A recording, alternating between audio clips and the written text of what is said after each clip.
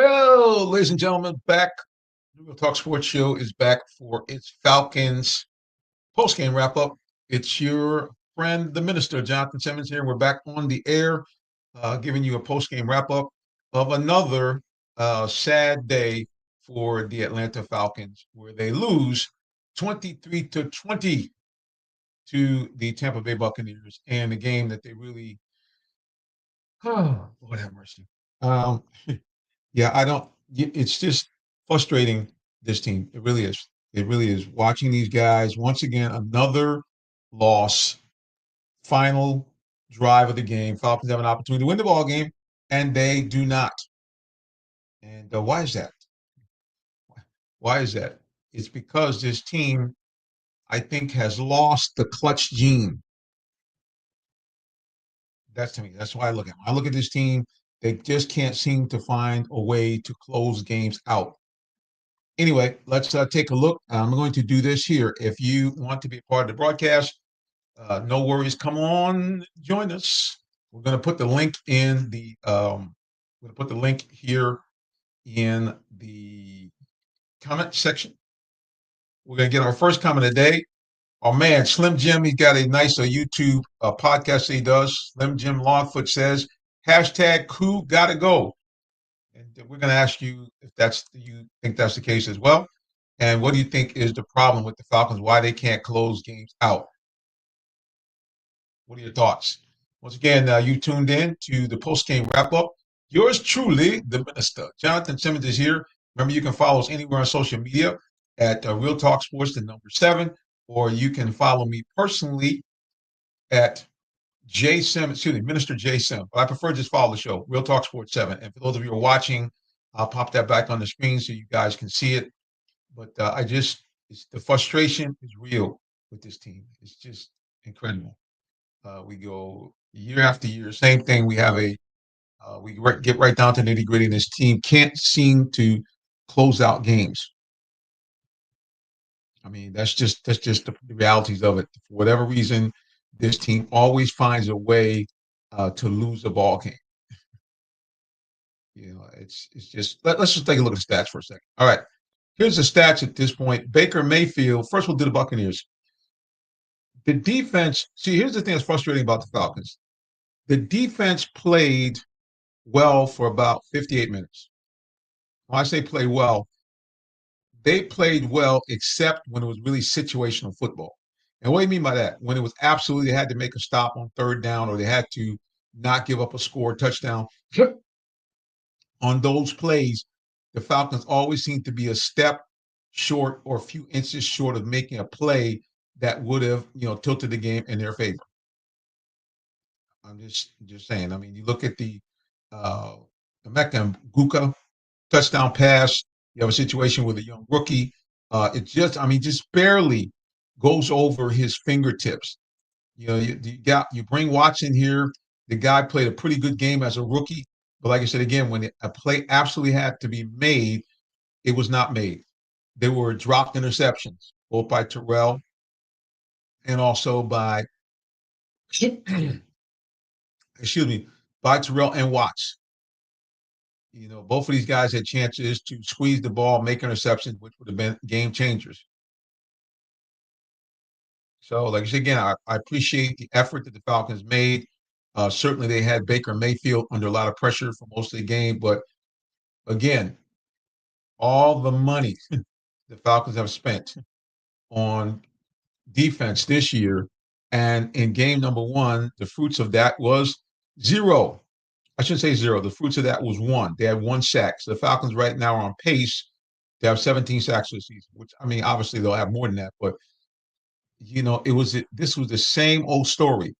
They got close. They flushed Baker Mayfield out of the pocket.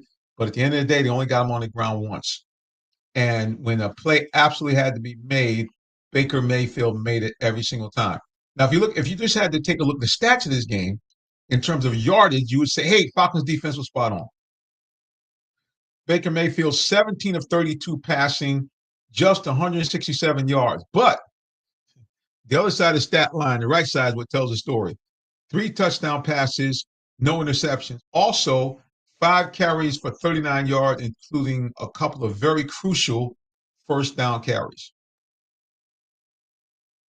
And offense, the guy that really killed them was the rookie out of the Ohio State Buckeyes. I know I'm not pronouncing his name correctly. And Meka Ngupa killed them. 4 catches, 67 yards. He averaged almost 17 yards reception, and more importantly, 2 touchdowns, including a game winner with about a minute to go in the ballgame. So as much as yardage-wise, as we continue to take a look at the rushing stats, for example, as I mentioned, Baker Mayfield 5 for 39, but Richard White had 2 carries for 14 yards, but there's main back Bucky Irving, 14 carries, only 37 yards. And as a team, like you said, as a team, everything looked well as far as the Falcons' defense on paper in terms of yardage. They held the Bucs to just 260 yards total offense, 159 passing, and 101 on the ground. The Falcons, in terms of time of possession, again, if you look at those numbers, you're thinking this is the Falcons' victory.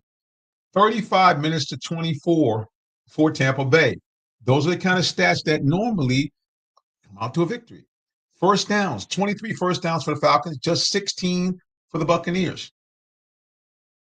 You're thinking, hey, man, this is it. We're in. This is a win. But unfortunately, for the Falcons, when they absolutely had to make a play, they seem to find ways to come up short.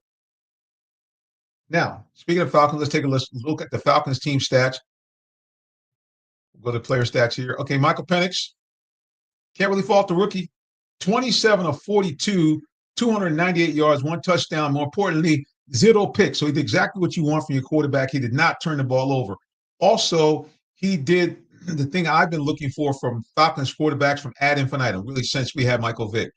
He was able to avoid big negative plays. He was only sacked 1 time, but more importantly, ran the ball 6 times for 21 yards, including a touchdown and a critical first down on the drive that got them the go-ahead touchdown. And keep in mind, this is a guy that, although the Falcons got help, the Falcons were led by a go-ahead touchdown by Michael Penix, which I'd already had the headline written. The Southern version of the drive, Michael Penix leads an 18-play, 91-yard, 8-minute drive to seal Falcons' victory over the Buccaneers. That was the headline, because that's what it should have been. Falcons go ahead, 20-17. Michael Penix did what he had to do. Baker Mayfield and the boys get the ball back with just about a minute to go, or 2 minutes to go, and you're thinking, hey, what a great way to start a season. You beat the defending NFC South champs. You're still basically a rookie quarterback, has a near perfect game, but nothing. You get Ugats. As once again, the Falcons find a way to lose. Okay, let's take a look at how they kind of lost this game. First of all, they couldn't run the ball at all. Now, for those of you who watched my preview, what I said was the Falcons needed to find a way to run the ball. Well, they did not. Bijan Robinson, 12 carries for a measly 20 yards. And the bowling ball, Tyler Algiers wasn't much better, 10 carries for just 24 yards. As a matter of fact, Michael Penix was right behind both of them with 21 yards. So total for the game, the Falcons had well under their normal, about $130 is what they normally average. In today's game, 69 yards. The Falcons are not going to be anybody rushing the ball for only 69 yards. I understand Tampa Bay's defense is stout, especially with Vita Vea in the middle. I get that. But here's the thing that frustrates me watching the Falcons offense. The things I get frustrated about is the fact that it seems like Zach Robinson's kind of a one-trick pony. What do I mean by that? They line up in that pistol probably 80% of the time. And my thinking is, that's just my thinking, is proven the pistol is a very difficult formation to run play action fake out of. And there were times where the Falcons had short yardage situations where Michael Penix should have been under center. Instead of you trying to start your running back 7 yards back, trying to get them ahead of steam, when you know you have one of your best run blockers who's out, Caleb McGarry. Matter of fact, McGarry is one of the best run blockers in the league. The guy's out. So you need to find a way to be able to get to the line of scrimmage a lot quicker. Falcons didn't do that. Like you said, they ran most of the time out of the pistol or out of a shotgun, which puts you in a position where your running back now has to run 5 to 7 yards just to get back to the line of scrimmage. And consequently, Tampa Bay had multiple negative plays in terms of the run defense. So that's one thing I really want to see the Falcons get away from is this constant pistol. It's the same thing that, to me, killed Kirk Cousins. Kirk Cousins was one of the best play action fake quarterbacks in the league, and you put him in a formation where the play action fake is very, very easy to read. I don't get it. I just don't get it. The other thing is, as far as the offense, this vaunted, powerful offense, and again, I go back to what I said in my pregame. Why the starters don't play hardly at all in preseason, I don't know. Because the Falcons receivers looked a little rusty. We had multiple drops in this game, which could have allowed the Falcons to either extend drives or to score and put themselves in a position where they never would have had to rely on the once reliable and now unreliable Younghoe Koo. Just saying. So again, stat-wise, Falcons were stat stuffers. They did everything you need them to do. Like I said, 358 yards of total offense. Seriously, outside of the rushing, if you had told me that the Falcons would have 358 yards of total offense and it would have held Tampa to 260, I would say this is a win. It's a wrap. Easy. The Falcons ran 71 plays on offense. 71 plays. It's a lot of plays. And you're thinking, bam, no problem. This is a win. Like I said, they held the ball for 35 minutes, including that final drive they had for 8-minute drive with 18 plays, 91 yards. That's the stuff that season turnarounds are made of. These are the kind of things that you hang your hat on and give you momentum for the upcoming season. But no, not the Falcons. They find a way to waste all of that, waste of, like I said, a really good defensive effort until about 2 minutes left. And they find a way, as always, not find a way to win, but they found a way to lose. Now, let's just stop for a second. What are some of the bright points? Number one, without Caleb McGarry and without another one of their offensive linemen in the ball game, the Falcons, to their credit, only allowed 1 sack. Now that was part of Michael Penix being a little bit mobile. Like I say, he had to run the ball 6 times, and he was under pressure quite often. But stats speak for themselves. Still only 1 sack allowed by a banged up Falcons offense. Third down efficiency. They were terrible for most of the game. They did a little bit better late in the second half. 6 of 15 for third down efficiency. Still, that's not what you want. You want what Tampa Bay had, 7 of 14. So at least 50% of the time on third down, you're just moving the chains. Fourth down, 3 of 4. The one they missed was very critical, but they were 3 of 4. So that's a good news. They, like I said, no turnovers, no fumbles, no interceptions. That's good news. So there were a lot of things that were good. 23 first downs, a lot of things that were good. But again, it's the idea of when you make your yards, when you make the plays. And although there were some great catches, Kyle Pitts stepped up to the plate. I told people early on, I predicted that he would have at least 5 catches. And let's go to the stat book. And Kyle Pitts, he led, I would say he led all receivers, but actually Drake London did. But Kyle Pitts, I said he would have at least 5. He had 7 receptions. Drake London had 8. But unfortunately, those two guys, as far as the receptions, they were all dink and dunk stuff.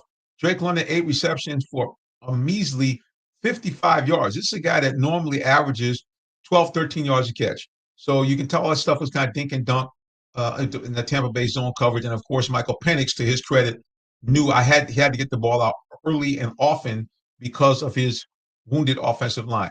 Kyle Pitts, 7 receptions, unfortunately, only 59 yards, so 8.4 yards per reception. But keep in mind, for a tight end, I know he's a unicorn tight end, but for a tight end, that's serviceable.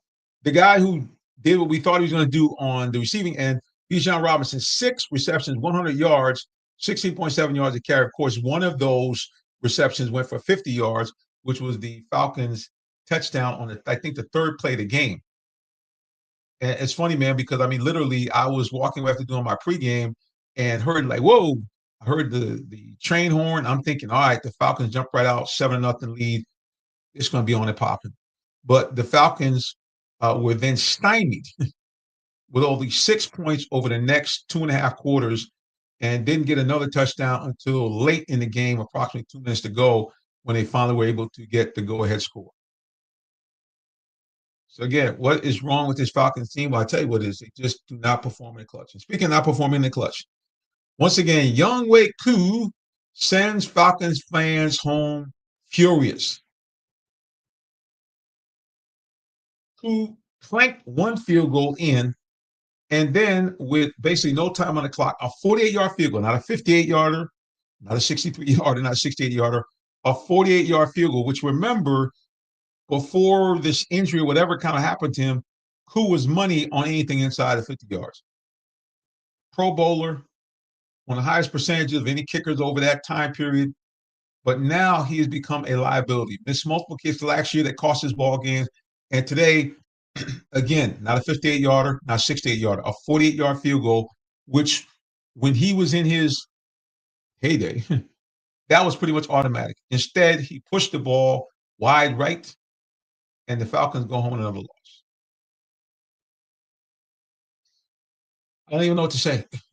Again, it's stat-wise, everything looked well. But from just listening to the game and getting feedback from people, I shouldn't say getting feedback from people, but just from listening to the game, it seemed like the offense, which we think will be very potent even without the injuries, the offense, too much pistol, man. I mean, this pistol formation driving me crazy. To me, it's either go up and hike the ball under center, especially on short yardage plays. There's no way you should be, third and inches, fourth and inches, fourth and one, third and one, and you're running a pistol or shotgun where you got a running back 7 yards behind the line of scrimmage. It's incredibly stupid.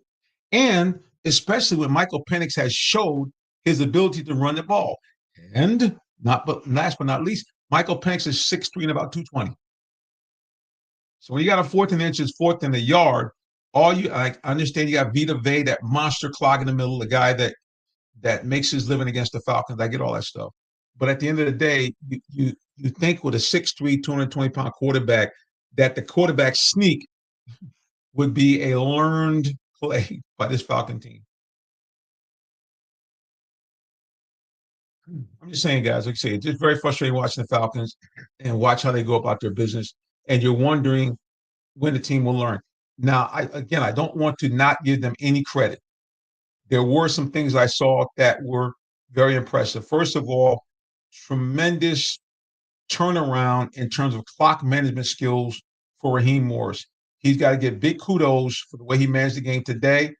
I thought that I milked the clock a little bit long on that drives in the second half, but I guess he understood that the best way for the Falcons to win was to keep the ball out of Baker Mayfield's hands, which they could not do, and eventually they get the win. But that was a punishing drive. Now, I know there were some things that went the Falcons' way. They got some good calls and things like that. But at the end of the day, you couldn't ask for anything better. Even the way he managed the timeouts down the stretch before Koo shanked the kick. That was pretty much picture perfect way to run a 2-minute offense. Falcons got the ball down there, got the ball to me within at least a 10-yard range of what Koo used to do. I mean, Koo would be hitting them from 56, 58. That guy had it was like a cannon attached to his foot. But now suddenly, I shouldn't say suddenly, over the last year or so, it's been terrible. And so now the question comes up, should Younghoe Koo, should we be looking for a replacement? Should we be, as Slim Jim saying, hey, Koo got to go?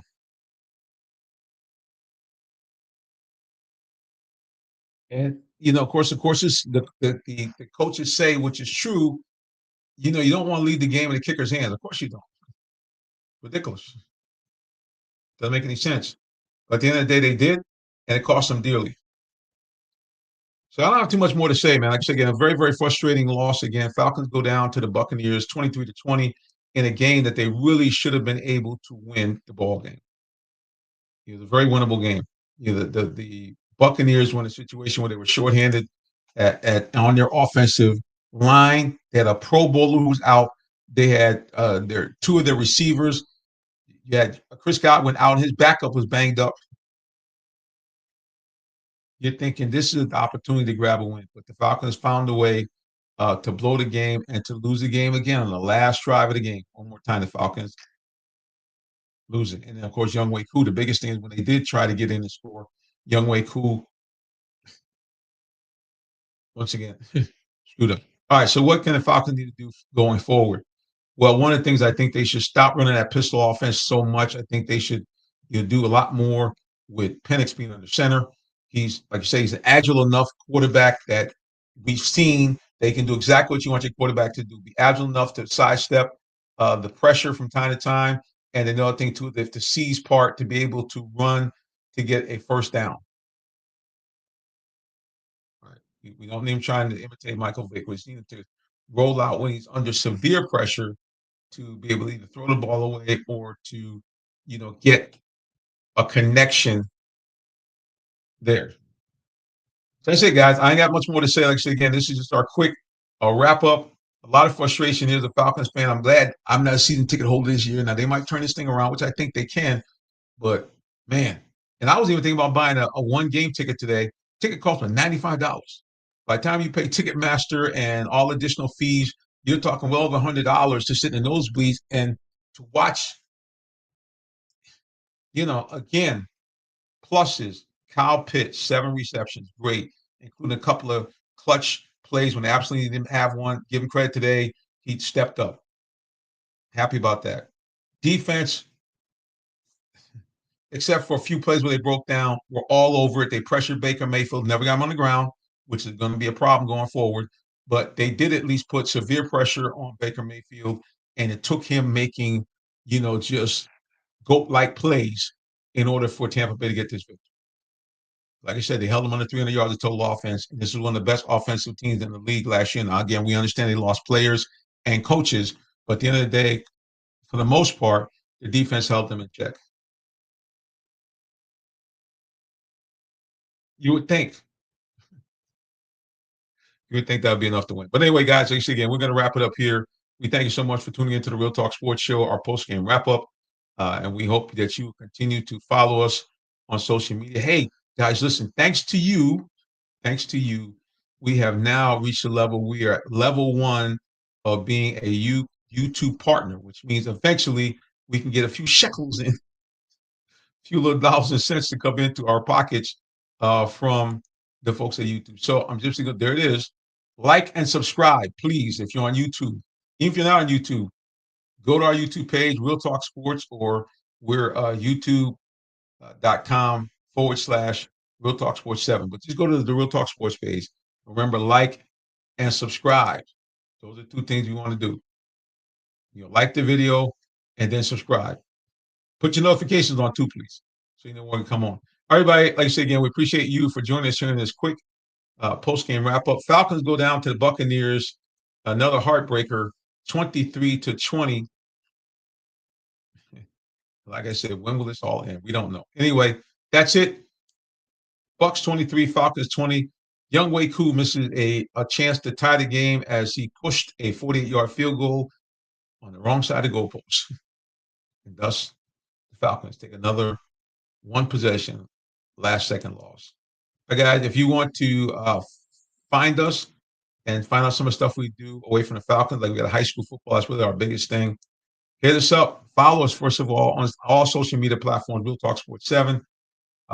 Please follow us, again, on Real Talk Sports 7. You can reach me on Instagram as well at Minister JSim. And speaking of that, I always leave every broadcast with the saying, sports or not. I want to encourage you, if you don't know the Lord Jesus Christ, your personal Savior, please, man, please, sir, get to know him today. Nobody's like Jesus. By having a relationship with him, by repenting of your sins and believing in him, 2 great things happen. Number 1, you become a citizen of the kingdom of heaven. And number 2, an adopted child of God with all the rights therein. And last but not least, as part of that package, when you die, you go to that wonderful, spectacular place called heaven, where there's none of the following: no pain, no pandemic, you never get old, you never die, you never cry. The most beautiful place ever. It's even beyond imagination. The walls of the city, the doors are made of one giant pearl. The gates are.